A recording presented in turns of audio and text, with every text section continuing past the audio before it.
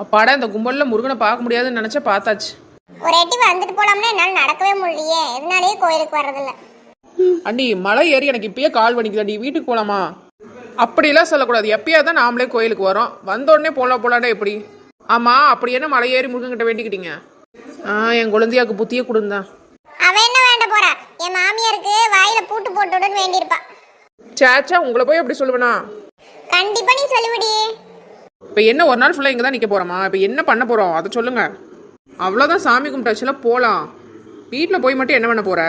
சாமி, நீ துணி எடுத்துக்கிறேன்னு சொன்னீல, அதை போய் எடுத்துட்டு போலாமா? அம்மா, நான் அதை ஆன்லைனில் தானே போட்டிருக்கேன்னு சொன்னேன். பரவாயில்ல, நீங்க கடையிலேயே எடுத்துக்க, அதையும் நீ வாங்கிக்க. என்ன சரி, போகிற வழியில் தானே ஒரு பெரிய கடை இருக்குது, அதுக்கு போயிட்டு போகலாம். காவேரி, நீ எடுத்துக்கோ. உங்க வீட்டுக்கார காலையில் காசு கொடுத்தான்ல, அப்புறம் எடுத்து கொடுக்குற பிடிக்கலன்னு சொல்லக்கூடாது. பரவாயில்ல, நான் இன்னொரு நாள் எடுத்துக்கிறேன். இதுக்காக இன்னொரு நாள் வரணுமா? வேலையெல்லாம் விட்டுப்புட்டு கம்மன் இன்னைக்கே எடுத்துக்கோ.